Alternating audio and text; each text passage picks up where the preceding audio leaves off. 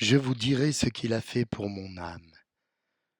Chers frères et sœurs, bienvenue dans ce quotidien Jésus, numéro 191. Je suis Franck Rousselot et je suis un simple catholique passionné par Jésus-Christ et j'essaye tous les jours de donner un regard sur l'actualité et surtout la parole de Dieu. Aujourd'hui, nous sommes le 6e dimanche de Pâques. Oui, nous sommes toujours dans de ce temps pascal où nous fêtons la résurrection, car Christ est ressuscité. Il est vraiment ressuscité. Alors bienvenue à tous, particulièrement aux nouveaux priants. Nous attendons vos commentaires et vos intentions de prière. N'hésitez pas à partager les publications sur les réseaux sociaux. Au nom du Père, du Fils et du Saint-Esprit. Amen. Il est un sempiternel débat, c'est celui qui oppose la liberté à la restriction. Les uns, quelles que soient leurs idées, se réfugient derrière la liberté d'expression et de manifestation pour arriver à leur fin. Les autres mettent en avant les lois qui encadrent et par conséquent limitent cette dernière. Puis des tribunaux doivent prendre des décisions basées uniquement sur la Constitution et le droit, même si ces dernières décisions paraissent incompréhensibles.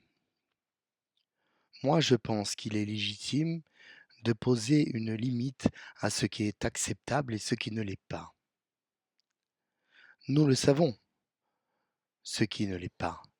La haine raciale, l'homophobie, la pédocriminalité, les violences faites aux femmes, l'apologie du terrorisme et bien d'autres plaies encore qui viennent dans notre pays et dans notre société euh, nous abîmer. Mais la liberté accordée à certains doit aussi exister à côté de celle-là, celle des opposants, car il y a toujours un droit de réponse. Le problème, je le pense, est l'absence d'autorité morale. Morale qui n'existe plus. La discrimination, la déchristianisation de notre Occident n'aide pas, car la place occupée par l'Église et sa vision évangélique du monde est vacante, et fait que les uns chez les uns les autres, nous sommes perdus. Que Dieu nous vienne en aide. Aujourd'hui, nous prions pour les enfants malades, particulièrement pour Alba, demandons au Seigneur de les guérir. Nous prions pour les enfants victimes d'abus, que justice soit faite et que la protection des mineurs soit impérativement l'affaire de tous. Prions pour la paix, avec insistance, avec force, avec conviction et sans arrêt. Priez pour la paix, celle à laquelle ont le droit tous les peuples, et que les bombes se taisent, que les avions se posent, que les chars s'arrêtent, que les humains redeviennent humains. Oui, espérons et bénissons le Seigneur, il est bon, éternel et son amour, en lui rien n'est impossible. Nous lisons aujourd'hui, en ce dimanche, dans l'évangile de Jésus-Christ selon saint Jean, au chapitre 14.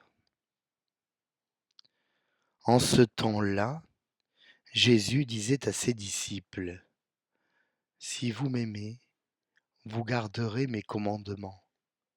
Moi, je prierai le Père, et il vous donnera un autre défenseur, qui sera toujours avec vous, Esprit de vérité. Lui que le monde ne peut recevoir, car il ne le voit pas et ne le connaît pas. Vous, vous le connaissez, car il demeure auprès de vous, et il sera en vous. Je ne vous laisserai pas orphelins, je reviens vers vous d'ici peu de temps. Le monde ne me verra plus, mais vous, vous me verrez vivant, et vous vivrez aussi. En ce jour-là, vous reconnaîtrez que je suis en mon Père, que vous êtes en moi, et moi en vous. Celui qui reçoit ces commandements et les garde, c'est celui-là qui m'aime. Et celui qui m'aime sera aimé de mon Père, moi aussi je l'aimerai, et je me manifesterai à lui. Nous acclamons ta parole. Louange à toi, Seigneur Jésus. Il arrive, le consolateur. Il arrive, notre défenseur. Il arrive, l'esprit de sainteté. Il arrive, le paraclet. Il arrive, l'avocat. Oui, tu es mort, Seigneur Jésus. Tu es ressuscité corps et âme, et tu es monté au ciel, à la droite du Père. Nous attendons ton retour dans la gloire, au jour dernier, au jour où tu jugeras les vivants et les morts. Mais tu ne nous as pas laissés ainsi sous le soleil, tu ne nous as pas abandonnés sur la terre sans te soucier de nous. Tu ne nous laisses pas comme des orphelins livrés à eux-mêmes. Toi et le Père, dans la communion de la Sainte Trinité, vous nous envoyez, à nous qui sommes pécheurs, l'Esprit Saint, troisième personne divine, qui procède du Père et du Fils, qui est Dieu et Seigneur, et qui donne la vie. L'Esprit Saint est la force agissante de Dieu, qui vient habiter nos cœurs. Cet esprit ne nous est pas étranger. Nous l'avons connu depuis la fondation du monde. Il a parlé par les prophètes, par la bouche des hommes justes, par les patriarches, par Jean-Baptiste, le précurseur. Il est venu après son accord à Marie, agir auprès de Marie, toujours vierge, pour qu'elle te reçoive, Seigneur, en son sein, pour que tu éprennes, Seigneur, forme humaine, et de laquelle tu es né, Jésus, vrai homme et vrai Dieu. C'est pour cela que tu dis que nous le connaissons déjà. Le monde, lui, ne le connaît pas, car il ne peut pas le connaître. Lorsqu'il te rejette, il rejette la lumière et demeure aveugle à l'Esprit Saint. Depuis le commencement, nous le savons, par Jean l'Évangéliste, la lumière a lui dans les ténèbres, mais les ténèbres ne l'ont pas reconnu. Nous, si nous avons reçu le baptême, non celui du Baptiste, mais celui dans le feu et l'Esprit, au nom du Père, du Fils et du Saint-Esprit, eh bien l'Esprit habite en nous, et nous avons affermi notre choix dans le sacrement de confirmation et dans la réconciliation.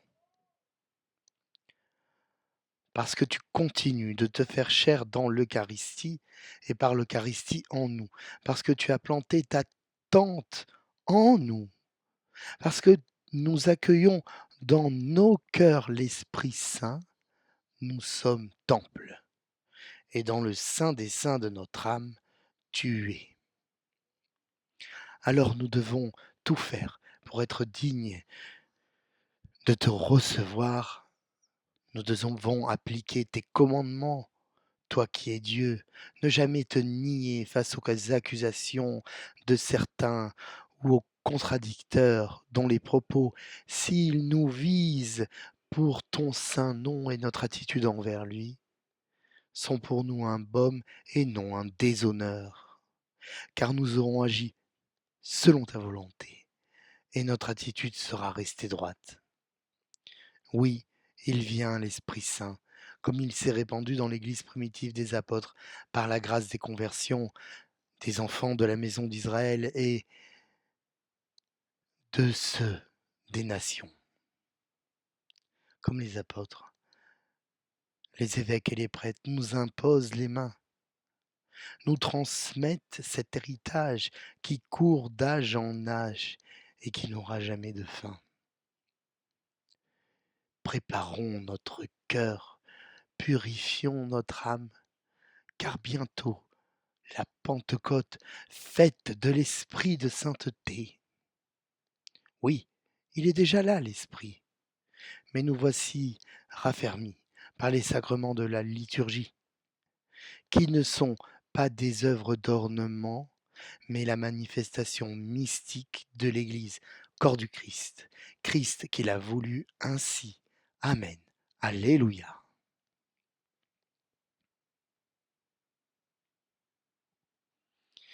Prions, chers frères et sœurs. Dans la liturgie des lectures de ce jour, nous pouvons lire un extrait du commentaire de saint Cyrille d'Alexandrie sur la seconde lettre aux Corinthiens. Personne n'est plus dans la chair, c'est-à-dire dans sa condition de faiblesse, car c'est ainsi qu'on doit comprendre la corruption parmi bien d'autres attributs de la chair. Le Verbe s'est fait chair, il a établi sa demeure parmi nous. Pour notre vie à tous, il a subi la mort selon la chair, et c'est ainsi que nous l'avons connu. Pas maintenant, mais maintenant, nous ne le connaissons plus ainsi, car il est mort, et c'est au péché qu'il est mort, une fois pour toutes. Lui qui est vivant, c'est pour Dieu qu'il est vivant. Donc si telle est la situation du chef qui conduit à la vie, il faut absolument que nous suivions ses traces et qu'on nous voie vivre non pas tellement dans la chair qu'au-dessus de la chair. Saint Paul a eu tout à fait raison de dire « Si quelqu'un est dans le Christ, il est une création nouvelle.